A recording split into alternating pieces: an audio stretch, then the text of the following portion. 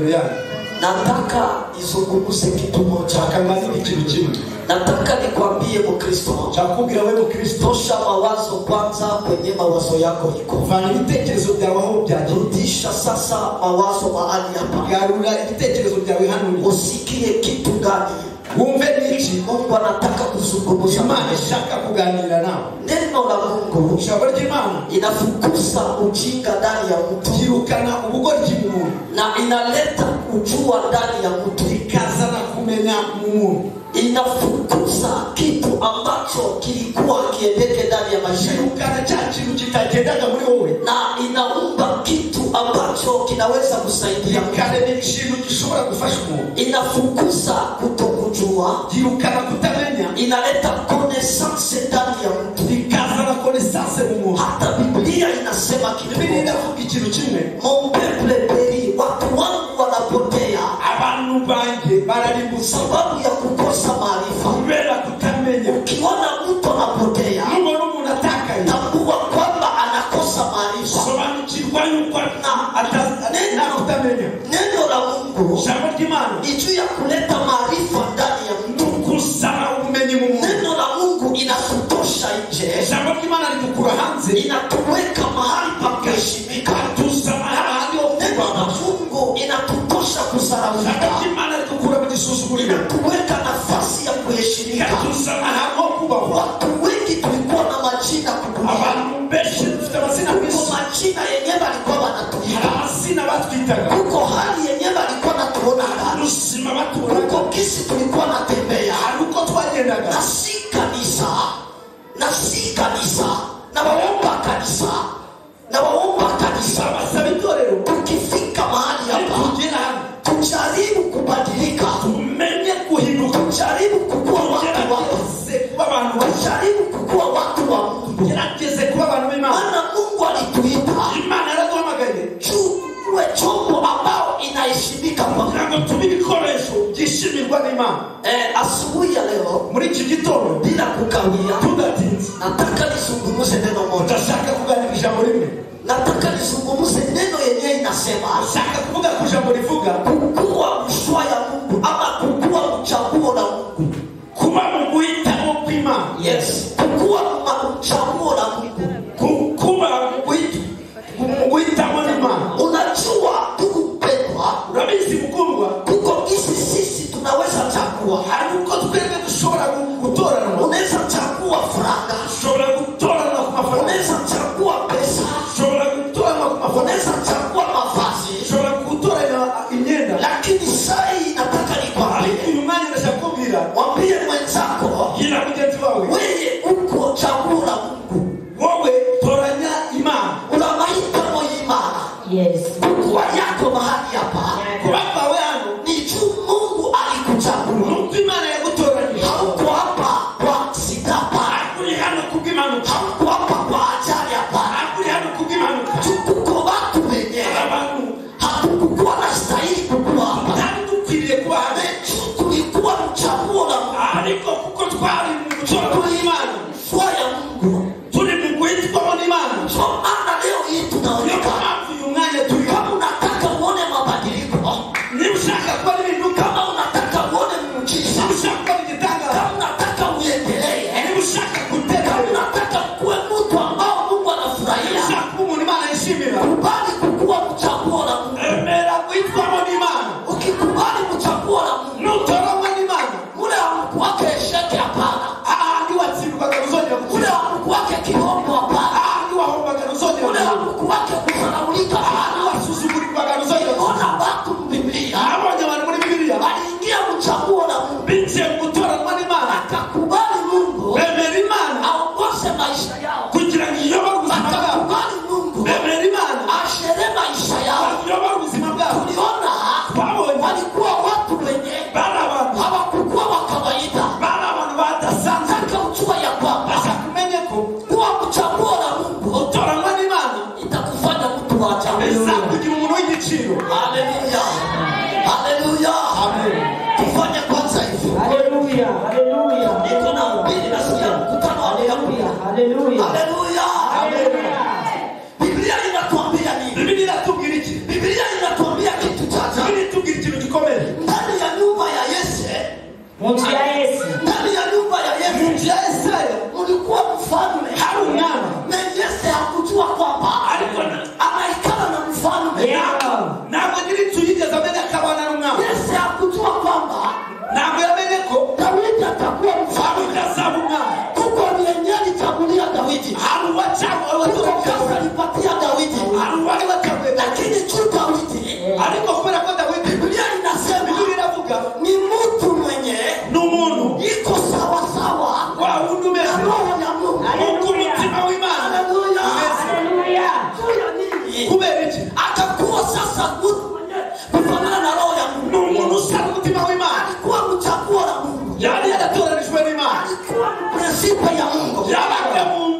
ubushake bw'Imana. alikuwa anatembea sawa sawa Agenderaga vile Mungu anataka. yagendaga n'uko Imana ishaka. Kristo hata nimwambie, Bakristo reka mbabwire, Mungu anatupenda sana. Imana iradukunda cyane. Ukiona upendo yenyewe Mungu iko nayo juu yetu, Imana ifite kuri twe. hauwezi fanya mchezo, Ushobora kuza mu mukino, hauwezi fanya mzaha, ushobora gukina na ile wokovu yenyewe n'agakiza ufite.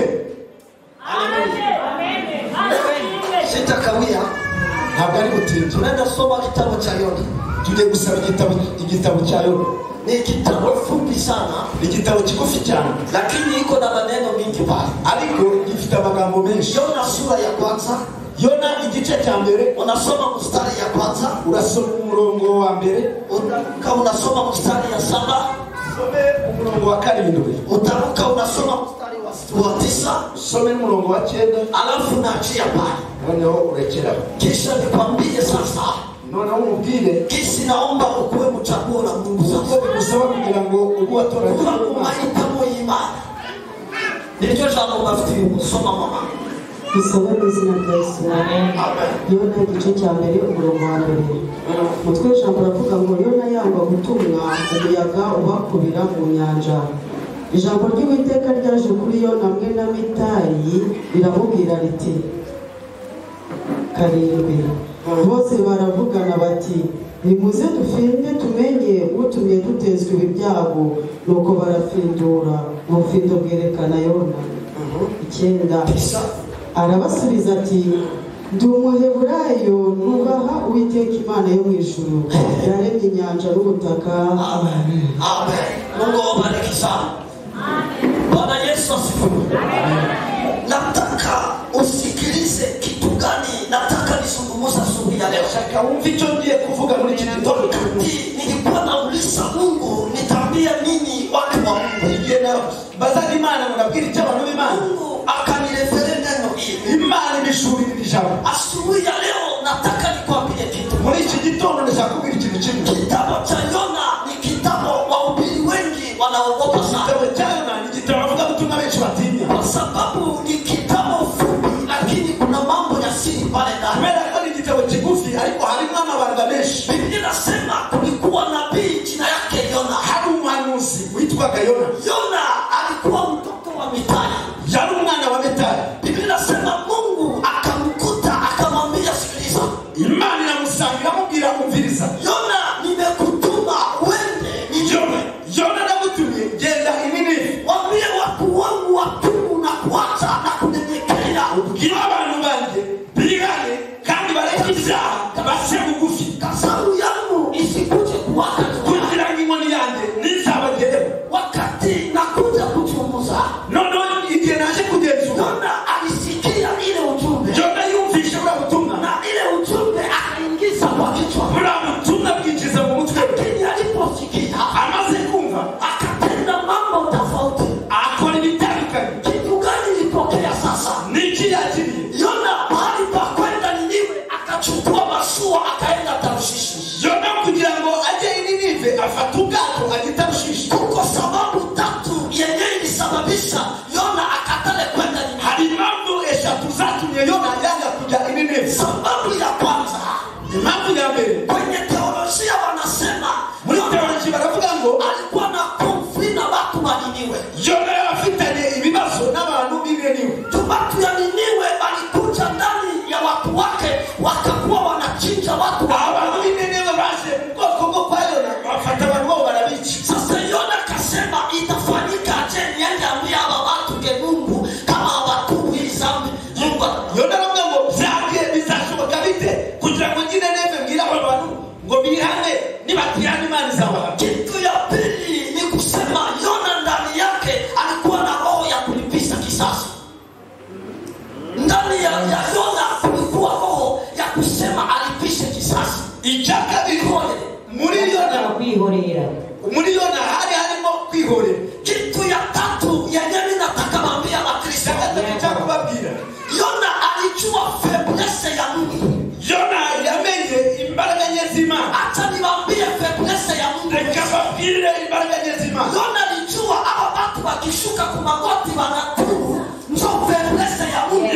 Yona hata bahari. yamenye ko bari abantu nibamanuka bagaca bugufi imbere y'Imana, Imana iri ngo ababarire haragizo mbaraga nyezimana Paske mukutubu cho Mungu unamumalizaka kabisa. mufirana ni imana ituyirangiza. Sasa Yona akasema huyu Mungu mimi namjua. Yona avuga ngo iyi mana ndayizi. Ama watu wakisikia unabii wanatubu wanaacha dhambi, mimi najua niko na confiance na Mungu. Aba bantu nimumva bagaca bugufi bakihana imana irabababarira bagirane usaba. Tuko na watu kanisani, hari abantu mu rusengero wanakosa kuingia mchaguo la Mungu juu ya makonfli. bagakirwa na kutoa imana kubera ibibazo bafite. Tunakutana na blokaje juu ya nini? Kuko vitu vyenye viko mu maroho zetu hatutaki kutubu. Ugasanga hari ibintu biri mu mitima yacu tudashaka kuzora ngo twihane. Biblia inasema akachukua masua akasema siwezi enda Niniwe lakini mimi naenda Tarshishi. Biblia inavuga ngo afata ubwato aravuga aravuga ngo sinshobora kugira inive reka mvuge nyitarushishe. Hata niwaambie kitu moja, Reka mbabwire ikintu kimwe. masua ni kusema kanisa, Ubwato bukuvuga ngo ni itorero, bahari ni kusema dunia. inyanja n'isi. Sasa Yona ni Mkristo. Yona ni Mkristo. Mkristo iko ndani ya kanisa, Mkristo ari mu itorero. iko naelekea Ari kugenda haiko mswa ya Mungu, ntabwo ari mu bwato haiko bw'Imana, mapenzi ya Mungu, ntabwo ari mu bushake bw'Imana, haiko kwenye Mungu alisema. ntabwo ari Imana yavuze. Ese nene ukwamo leo, nene ukwamo leo Ibyo urimo uyu munsi ni swa ya Mungu, ni ubushake kama bw'Imana. ni swa yako wewe. Amahitamo y'Imana Unafanya cyangwa leo ni amahitamo yawe, chaguo la Mungu wachagua ama ni chaguo lako. cyangwa ni ugutoranywa kwawe. Kwenye Mungu alisemaka na wewe, Ibyo Imana yavuze lakini ukichunguza nugenzura unafanya tofauti urabona bitandukanye mapenzi ya Mungu. n'ubushake bw'Imana. Kile Mungu anachagua, Imana iratoranya, wewe unachagua. Mungu anachagua, Imana iratoranya, na wewe uko na chaguo lako. nawe ugutoranya ukwawe. Kwenye Mungu alikuchagulia, Hari ibyo Imana yagutoranirije, na kuko kwenye ulishaji. hari nawe ibyo witoranirije, Kwenye Mungu iko na kutafutia, hari ibyo Imana iri kugushaka, kuko yenyewe peke. nawe hari ibyo uri kwishakiye wowe. Haleluya. Haleluya.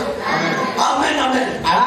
Kufanya hivi niko na Biblia inasema nini? Biblia ivuga iki? Saruba ikaingia sasa. Muraba winjira, Wakati Saruba imeingia, igihe muraba winjira, acha niwaambie kitu. reka babwire ikintu kimwe. Ndani ya jamaa yako Mu muryango wawe unaweza fanya tu elele moja. ushobora gukora ikintu Ndani kimwe. ya kanisa, Mu itorero, ndani ya huduma, mu mvuga ndani ya butumwa, business, muri bizinesi yawe unaweza fanya kosa moja. ushobora gukora ikosa rimwe, Itasababisha noneho kuingiza giza rikinjiza kwishima, rikinjiza ikibazo ndani ya watu wengine. mu bantu bose mwaka. Biblia inasema ya kwamba Biblia iravuga ngo Saruba ikaingia ndani ya watu. muraba winjira mu maso, Watu ikaanza cheza sasa. ubwato butangira kubyina hejuru, Sasa twende. ubwato butembera, Mambo yendeke.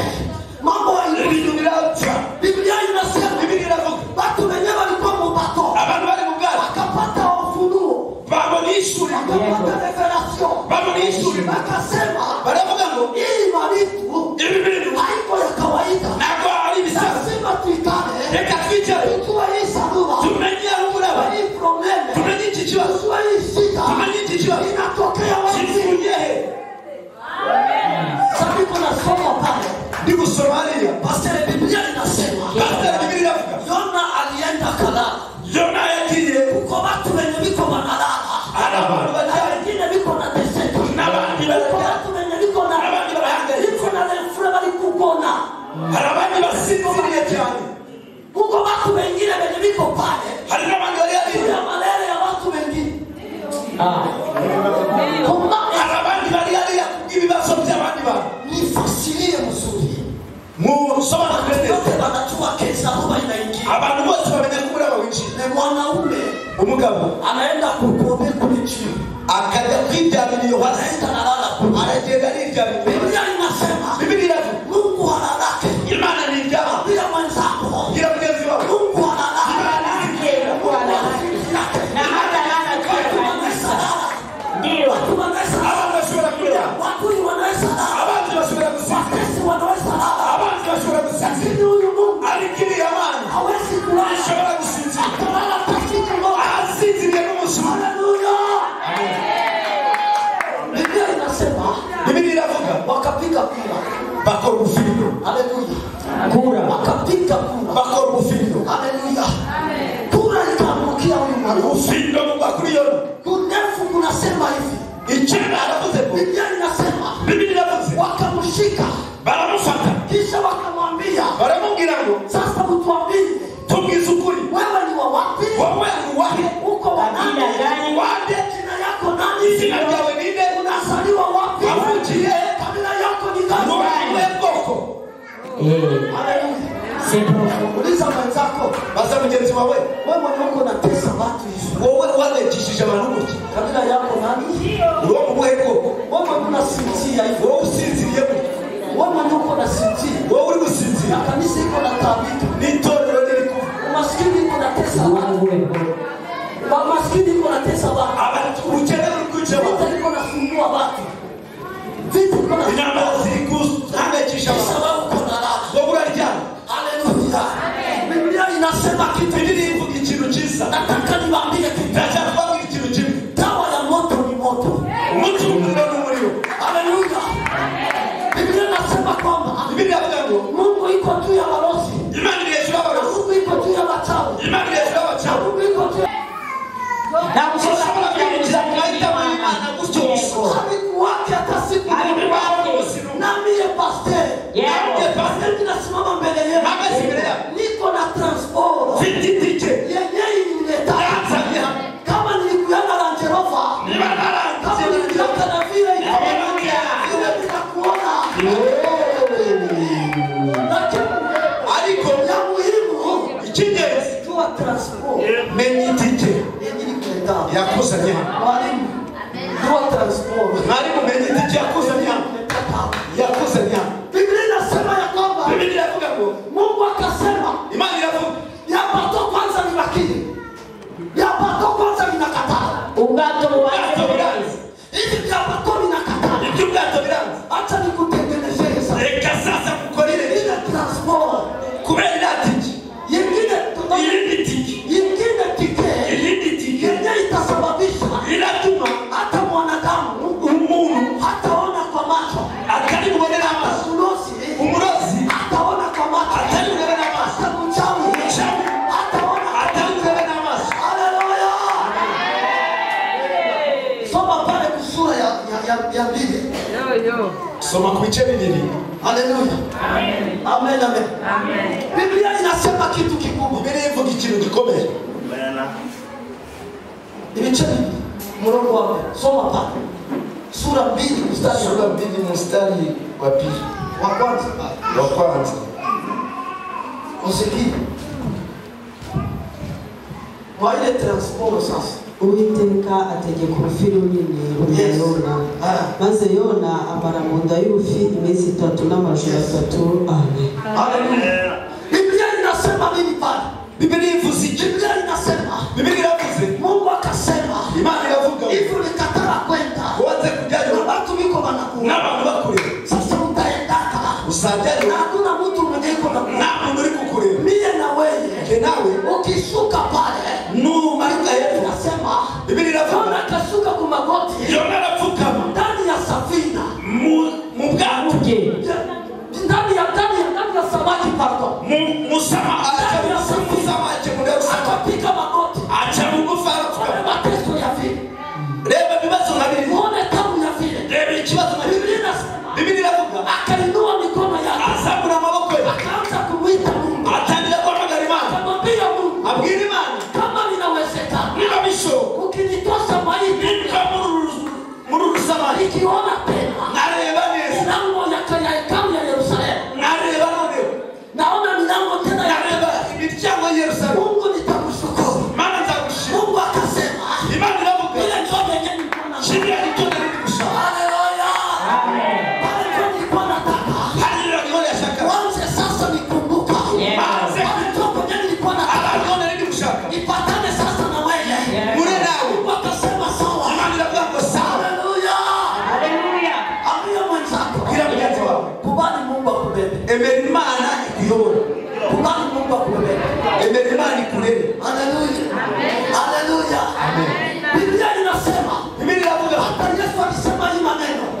Yesu yavuze n'amagambo. Yesu alisema hivi, Yesu yaravuze kama vile Yona nk'uko Yona alimaliza tuwa shuru yabangije iminsi 3 ndani ya tumbo ya samaki munda y'urusamaki na mwana wa mtu n'umwana w'umuntu simba wa kabila wa Yuda nawe mu muryango wa Yuda alimaliza siku 3 azamara iminsi 3 kwenye tumbo ya udongo ari mu nda y'ubutaka na kisha noneho nyuma ataleta ushindi. azazamuka mu mutsinzi.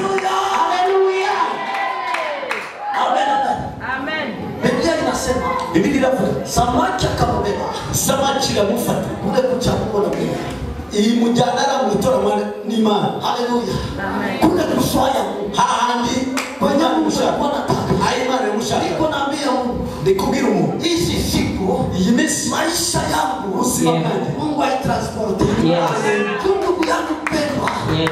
Mungu akikubeba Imana ni kujya anaweza kukupitisha ashobora kukunyuza kwenye watu hawapitaki, anaweza kukuingisha ashobora kukunyuza kwenye watu hawaingiaki. n'abantu batishira.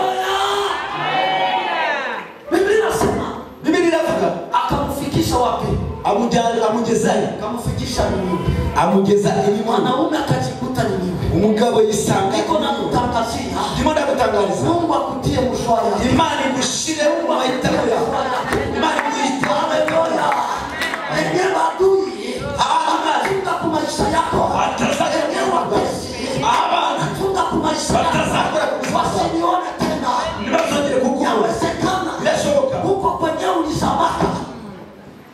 Yawezekana Birashoboka. kuko kwenye ulizamiaka. hari abari Lakini hata nikwambie abazikiye reka Mungu atengeneze transport. Imana ikora itike. Mungu atengeneze transport. Imana ikora itike. Itakuchukua. Itakufanya. Wewe kwenye swala Mungu iko. Hana mahitamo y'Imana ari. Amen. Kama swala Mungu inatimilika. Niba Ubushake bw'Imana. ubushake bw'Imana bukugezeho, Kama swala Mungu niba chakula ubushake bw'Imana bukugezeho, haiko mapenzi ya Mungu. Niba mutora mabwimana kukugeza. Ugeze. Urupfu ruri mu muryango ruzavamo. Profo. Haleluya.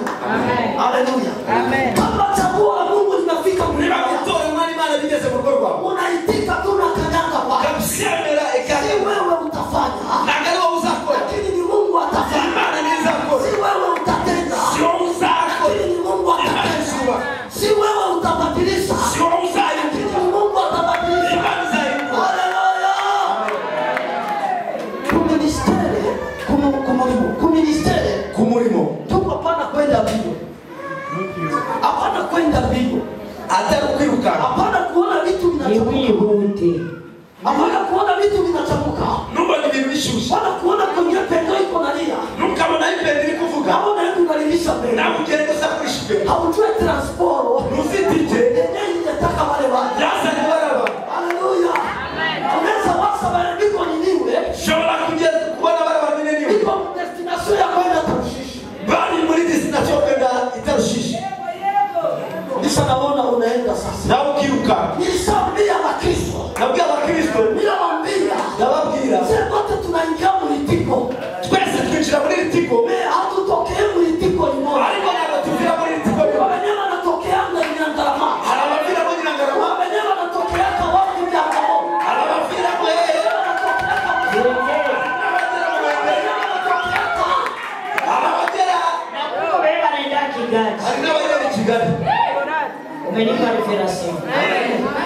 Ile ni kweli. Sasa unaweza kuwa wewe Ushobora kumenya, ulikatisha tiketi ya kwenda Kigali. ushobora kugira ngo akatisha itike y'i Sasa Kigali, unatokea mu vya Ngabo. kandi hari abavira mu Na wewe unawaza usirudisha Afrika. ukagira ngo agezeyo, Kumbe ungali na safari. kandi ugikomeje urugendo, Ningali kwa ile kitu transport. bacyari kuri kiriya kintu Transport gani yenye kuleta? ni iyihe tike yakuze cyane, Samaki gani yenye kuleta? iyihe samaki yakuze yo. Haleluya. Amen, amen. Tunakwenda Tarshishi. Sobanukirwa ko i Tarshishi, Wenyewe walienda Tarshishi. abandi i Tarshishi Nao walienda wakafika. nabo bagiye bagerayo, Naliona naye. nayona nawe Akafika Niniwe. nawe yazininiwe, Walianza safari. Walianza safari. batangiye urugendo, Niko ndani ya bato. bose bari mu bwato, Tumaliza safari. ariko kurangiza urugendo Tumaliza safari pamoja.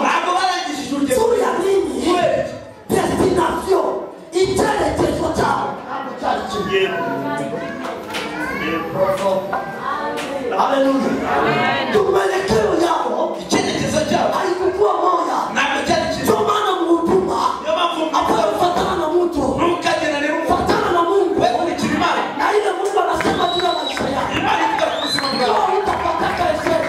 ntabwo uzatsindwa. Hata mie, nanjye hata mwalimu.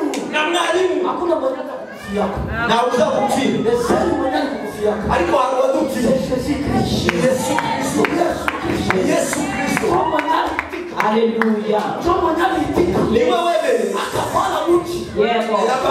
Tunaanza kupigana na nini? twatangiye kurwana n'Imana. Tunaanza kupigana na Mungu. turi kurwana n'Imana. Maana mtu anajisimama. ukabona umuntu yihagaze, Maana mtu anajitapa. ukabona umuntu ari kwiyemeza. Nataka nikwambie. yashaka kubwira Yona Yona akwendani niwe na napenda. ntabwo yagiye niwe abishaka. Hapa kuko watu. hano hari abantu Haliombi hata Mungu alifunulia. Haliombi hata Mungu si alifunulia. ngombwa ko Imana imere. Alifika hapa. bageze hano Ukimuuliza n'umubaza ulifika hapa. wageze hano gute, Nakwambia na mimi nilishikutaka. arakubwira ngo nanjye nisanze hano. Ndio transport ya Mungu. niyo tike y'Imana, Kwa nini? niyo tike y'Imana, Ndio transport ya Mungu. niyo tike y'Imana. Haleluya. Sasa tukubali Mungu. twemerere Imana Peleke mshwa yake. atujyane mu mahitamo Biblia yawe. inasema. Biblia iravuga Sasa Yona alifika nini? Yona ageze niniwe Akaanza kumwambia atangira kubabwira utubu mwihane na kuacha no kureka, hii mjini. Hii mji kubera ko uyu mujyi itamungula. usashya. Biblia inasema mfalme Biblia iravuga ngo umwami papa akatoka kukiti yake umwami ava ku ntebe ye akavaa magunia yambara igunira akashuka. araca bugufi. Sasa kitu natesa Wakristo leo. uzi ikintu gihangayikishije abakristo, Wanapenda kupokea visa. we ashaka kwakira visa, Wanapenda kupokea visa. bakunda kwakira amavisa Lakini hawataki kutubu. ariko ntibashaka kwihana. Wanataka kupokea ndoa. bashaka kwakira ubukwe Hawataki kutengeneza ariko maisha. ntibashaka gutunganya ubuzima bwabo. Biblia inasema Biblia iravuga pale pale hari mshwa ya Mungu. mahitamo y'Imana. Mwa ile yenyewe Yona alikuwa anaokopa. Biblia Yona yatinya Juu niko naenda mbio sana. kuko ni kwiruka cyane. Biblia inasema Biblia iravuga tuwa juu ikapita. iminsi itatu irashira. Kumbuke kwamba mwibuke neza ko Yona Mungu alimtumikisha. Yona Imana aramukoresheje Apre tuwa juu. nyuma y'iminsi itatu Joni niwe ingerungulaka. niho iri niwe hari gushira. Na mwa ile tuwa juu. kandi muri iyo minsi itatu Mungu akamwambia Yona. Imana ibwira Yona Ile maombi yenyewe Yona alikuwa hari anafanya. amasengesho akora Ilikuwa ile tuwa juu. yari iri minsi itatu. Amen, amen. Apre tuwa juu. nyuma y'iminsi itatu Rehema za Mungu zikaonekana. imbabazi z'Imana ziragaragara. Haleluya. Tukitengeneza maisha yetu. nidutegura ubuzima bwacu Tukishuka tunatubu. tugapfukama tukiha Ninajua huyu Mungu. ndazi ko Imana Ni Mungu wa rehema. ni Imana y'imbabazi, Ni Mungu wa kusamehe. Imana yo kubabarira. Haleluya. Amen. Biblia inasema Biblia iravuga Daudi akamwambia Mungu, Dawidi abwira Imana kama dhambi zenye nimefanya niba ibyaha nakoze zinapita wingi huruma yako, birenze imbabazi zawe, biri hejuru y'imbabazi zawe, Mungu uniumbe. unyice. Anamwambia Mungu.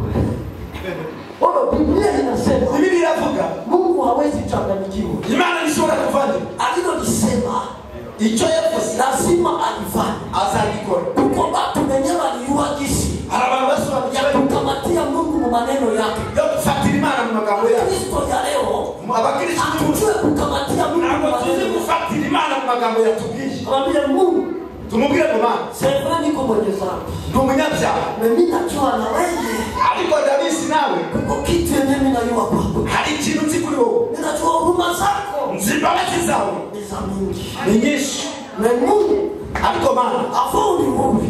aho kugira ngo nyice Tue kama huruma zako umbabarire. zinashinda dhambi zote. Zinashinda dhambi. Imbabazi zawe ziri hejuru y'ibyaha nabyaha. Nataka niulize kabisa. Ndashaka kubaza Na igitondo nikimaliza. ndangiza, Je, ungali kwa chaguo la Mungu? mbese uracyari mu mahitamo y'Imana? Mimi na wewe tungali kwa chaguo Jewe nawe turacyari mu mahitamo y'Imana, au tuko na tekniki na si? cyangwa se natwe turi Au kwishakisha, tuko na jikatia njia? turi kwishakishiriza inzira, Au tuko tunatafuta nafasi ya kwenda? cyangwa turi kwishakira aho tujya? Mimi acha niwaambie. Reka babwire bakunda Ikala yako pale. kwicara hano Kwa kwa hii miniti tu. muri iyi minsi Tuko vitu vyenyewe Mungu anakuja. hari ibyo Imana ikusimbukije. Amen. Kukua tu hivi mkanisa. kuba kwawe ari ubuzima Unaona ni kupitisha muda.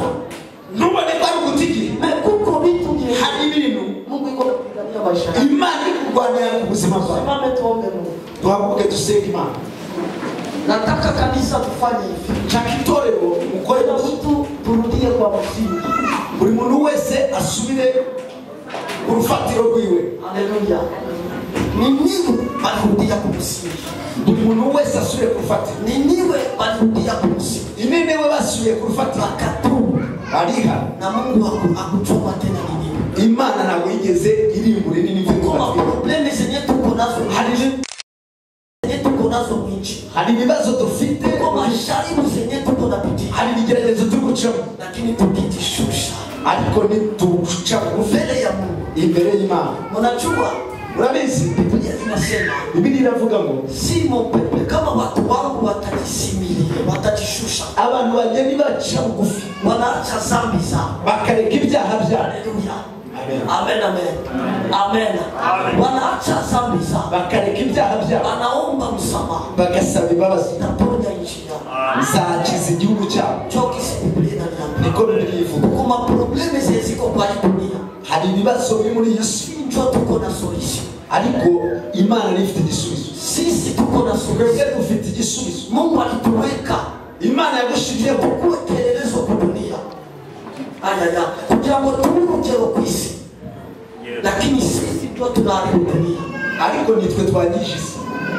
Yona alijua vitu iko nafanya. Yona yarazi ibyo ari Na gukora, wewe mwenyewe unafanyaka. nawe ibyo ukora, Uchawi yako sitaogopa kusi. ubucawi bwawe, Usharati yako, ubusambanyi bwawe, wizi yako. ubujura bwawe, Mtu anafika na kuiba.